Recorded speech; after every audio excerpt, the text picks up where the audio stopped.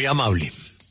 Es un placer saludarlo, felicitarlo, desearle un exitoso 2025, pero lo más importante, que le vaya muy bien con su libro, porque esto es apenas el comienzo.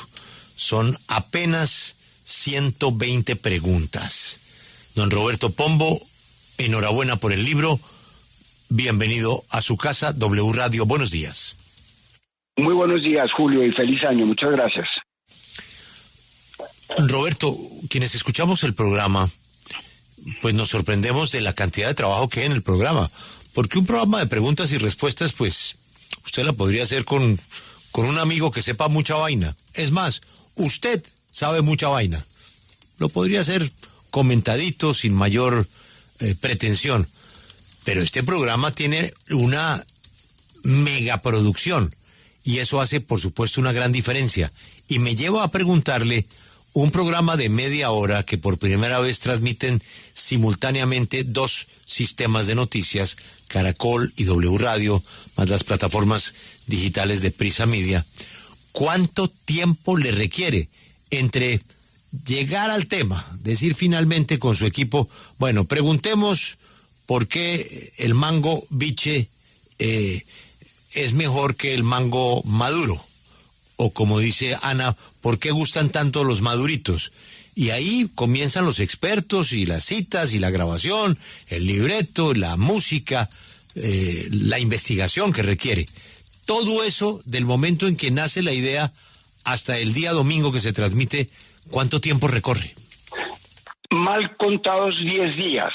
Eso tiene, digamos, un proceso inicial, que hacemos un consejo de redacción entre Daniel Samper Ospina y Juan Abel Gutiérrez, que son mis compañeros ahí del grupo editorial. Tomamos la decisión sobre los temas. Después hay una discusión sobre el enfoque de los temas y más o menos qué tipo de personas deberían participar ahí. En ese momento aparece un equipo de jóvenes muy talentosos que preparan el libreto, hacen el trabajo de campo, consiguen, que es tal vez, yo creo que de los atributos más importantes que tiene el programa, una cantidad de datos sobre cada uno de los temas que son impresionantes. Después hay la grabación, la corrección, y posteriormente una edición y unos efectos de sonido que se le ponen ahí. Entonces, digamos que en principio 8 días, pero siempre tiene una corrección para el de la semana siguiente. Vamos con 2 semanas de adelanto, entonces yo creo que son 10 días de trabajo. Tiene mucho trabajo. Sí, Roberto, pero me llama mucho la atención la pregunta en sí mismo, porque abarca temas que a veces pues muestran, con la manera en la que se formula el cuestionamiento, como un ángulo diferente. ¿Cómo la redactan? ¿Quién lo decide? O sea, ¿quién tiene la última palabra en sus preguntas? No, la pregunta la decido yo, pero se trata es de elaborar una pregunta para tratar de abarcar de distintos ángulos el tema que esta significa. Entonces, a veces, ocasionalmente es un tema político, de coyuntura, está el tema de corrupción, pero también está el tema del ruido, pero también está el tema del racismo, en fin, cualquiera que sea el tema cuya pregunta decido yo, le buscamos todos los ángulos. Yo creo que la pregunta es un pretexto para hablar del tema. La pregunta no pretende tener una respuesta única sobre esa misma pregunta, sino buscar los distintos ángulos y toda la información disponible sobre ese mismo tema. Mire, ya el tiempo que lleva el programa es suficiente como para tener claro cuál es la preferencia del público en materia de tendencia, de género, de temas, o eso no se ha analizado por parte de ustedes. No, sí se ha analizado y la respuesta es difícil. Tal vez la respuesta contundente es: cuanto más político el tema, menos le interesa a la gente.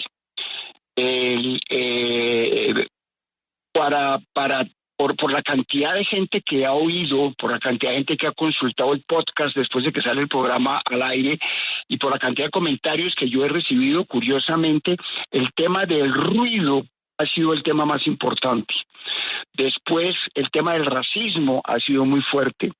Unos temas específicos sobre las enfermedades psiquiátricas o psicológicas en pandemia fue un tema muy contundente, y hay otros temas que yo pudiera señalar, como un caso de una persona trans, una líder trans que vive en un lugar muy apartado de Bogotá, por allá en el Bichada, y todos los problemas que ha tenido que tener o que ha tenido que soportar por cuenta de esa condición.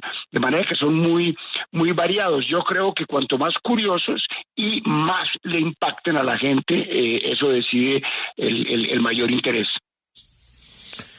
Don Roberto, le ruego excuse mi pregunta por un tema que no domino, que es la tecnología, entre otros. Pero he observado que en algunos libros hay un recurso para ir, por ejemplo, al archivo de mis preguntas y poder leer y poder oír. En el caso de este libro, ¿ahí está el archivo sonoro también?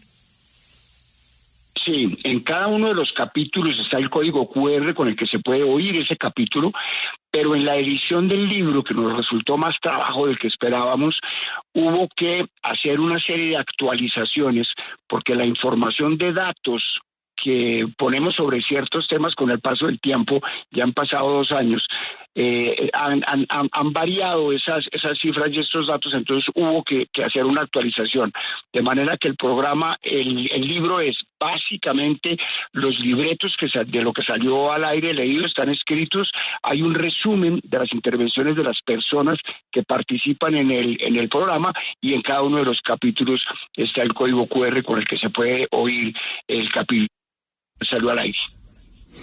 Roberto, pero pues es que usted ha hecho muchas preguntas suyas. ¿Están todas en el libro o se tuvo que hacer una selección?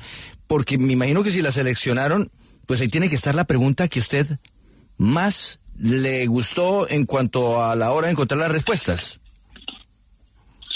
No, efectivamente hay una selección, Juan Pablo. Hay 25 capítulos de 100 y pico que había en el momento en que hicimos el libro, pero es que si se hubieran puesto todas el mamotreto, hubiera sido gigantesco. A mí, la verdad, por las respuestas y por la sorpresa que me causó a mí, el tema de la afectación de los niños, la afectación psicológica de los niños durante la pandemia, fue lo que más me sorprendió y lo que más me impactó, porque es que en el caso de la niña que nosotros tuvimos como ejemplo en el programa, después de muchas complicaciones y de análisis, porque había unos problemas somáticos que no sabían de dónde venían los dolores, las jaquecas, etcétera, se descubrió que la niña tenía una preocupación enorme porque durante la pandemia lo que oyó todo el tiempo es que los adultos se morían. Y ella tenía la certeza, pues no lo podía decir, que sus papás iban a morir. Entonces, cuando decía que no iba al colegio, pensaban que era que le hacían bullying en el colegio. Resulta que es que ella pensaba que si ella se iba, sus hijos, sus papás se iban a morir. Y entrando en este tema, descubrimos que hay una enorme cantidad de impactos entre los niños de lo que sucedió en la pandemia, y que el sistema de salud no está preparado para la atención de los problemas mentales de todos, pero fundamentalmente de los niños. Eso me dio muy duro y me impresionó. Me informan de la Librería Nacional que ya están ordenando más libros, lo que va a requerir de una segunda edición, por lo cual lo felicito sinceramente, porque el libro lo estamos estrenando hoy en la W.